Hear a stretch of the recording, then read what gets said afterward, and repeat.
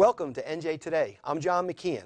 Now we have a packed show including a conversation about all things Livingston with Mayor Arlene Johnson. We'll also talk to Harry and Wade Knowles, sixth-generation restaurateurs extraordinaire. But now with me is the Commissioner of the New Jersey Department of Environmental Protection, Bob Martin. Commissioner, welcome. Thank you very much, John. Glad to be here. It's great to have you. Now, Commissioner, I have so much I want to talk to you about. I'm thrilled or very privileged in the legislature now for 8 years to serve as the chair of the Committee on the Environment. So we get to work a lot together, and our state's counting on you for something we call transformation. Tell us about that. Well, transformation is a whole new program we're pushing through the DEP to change how we do things at the DEP, make it more efficient, get things done using more technology. And the biggest component to that is changing the culture of the DEP. And a key component of that culture change is customer service. Start to act like an organization that treats our constituents as customers. Well, it's interesting because where you come from, 25 years as an executive with Accenture, very wildly successful in many levels. And so you come to us with that business sense as it relates to that concept.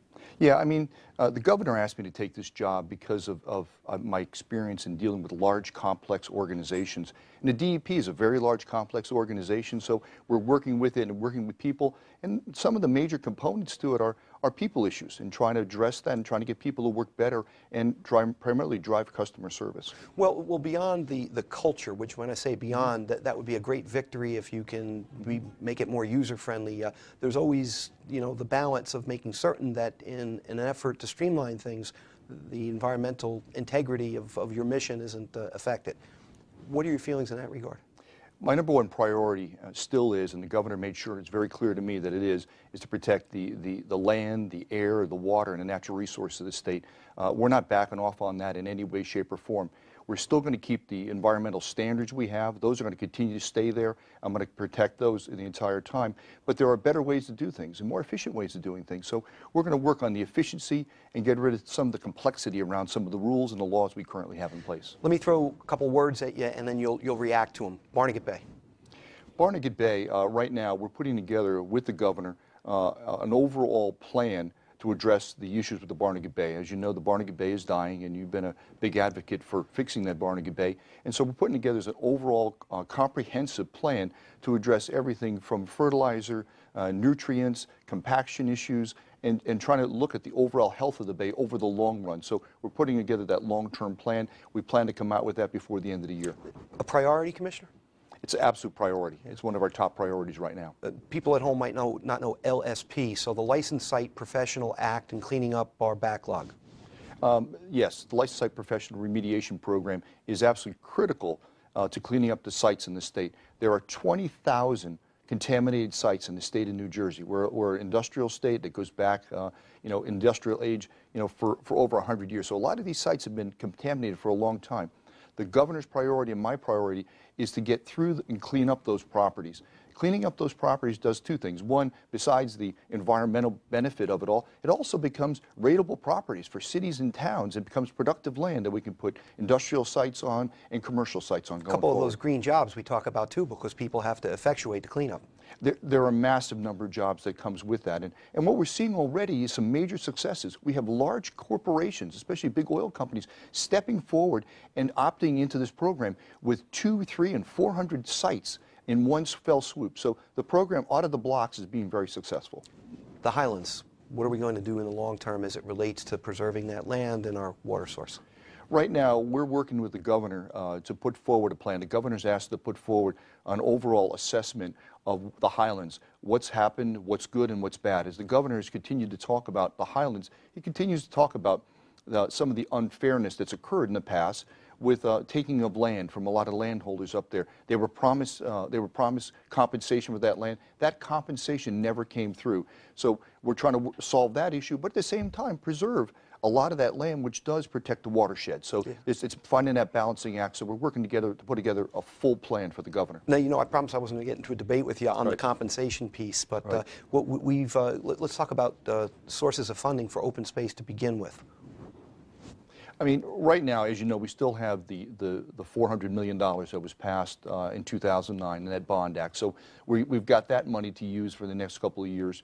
We're now working with the governor to find long-term solutions. We've got a lot of options on the table. We're not ready to talk about what those options are, but we're working through a lot of options. All right. Well, we'll look forward to discussing those, whether, that water, the very essence of what we're looking to preserve in the Highlands, is to make sure we have a great and affordable fresh water supply. So, so maybe that's what we look to. Those darn little bottles that we all walk around might be the place to put a premium on. There's a lot of options there, John, and we're going to look at all those to make sure. But again, that water does need to be protected, and it's a valuable commodity to the state. And long term, we need to protect water in this state long term, and I believe that's one of my major missions, is to preserve that and protect it. So transformation to make DEP more friendly. Do you see that as you've gone from, I think, 3,500 employees to 3,000 over the last 4 years, give or take, those are the numbers, more public-private partnerships like the LSP bill? How else do you get the work done? I mean, right now, part of the transformation is to take things off our table, what we have off our plate right now. There are a lot of priority items that are not getting done, so we're moving those and sort of prioritizing all the work we do from top to bottom. Things that we shouldn't be doing, we want to take off our plate and move forward, and then we want to automate a lot of the permits. My goal is to make sure that almost every single permit that people come to the DEP for will be all automated, so we'll be able to do everything online going forward. That automation will give us more productivity. How are we keeping the lights on and going toward renewable windmills? Well, right now, as you know, the legislature has passed the whole offshore wind Act, and that's major effort by the governor, by myself, focusing on that going forward. We're going to be putting hundreds of wind turbines offshore. That plan is going forward. We're working with several companies. We see that as twofold. One is to protect the environment, create renewable energy, and at the same time create a whole bunch of new green jobs in the state of New Jersey, create a whole new industry. Jobs, jobs, jobs, that's what it's about now, and if we could do that with the benefit of going toward renewable, that's a great thing. Exactly. Nuclear. Well, we're looking at the future as part of the Energy Master Plan.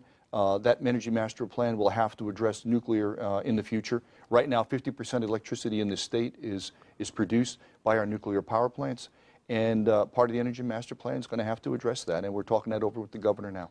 Yeah. So are you enjoying having left your 7-figure salary to come and work for a paucity of that in this mission? I absolutely love this job. It's more job than I ever thought it was, but I absolutely love this job, and I've learned a lot. And I brought a lot of my skills, and my 25 years with Accenture has helped me to deal with a lot of the complex issues that I'm dealing with, a lot of the people issues, and be able to get things done. And I feel like we're already off to a great start.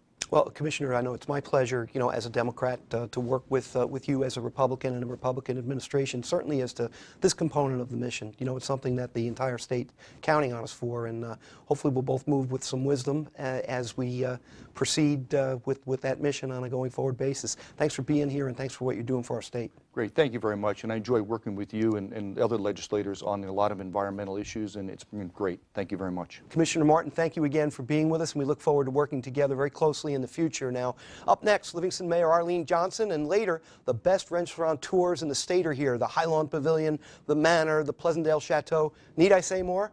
Stay with us. We'll be right back.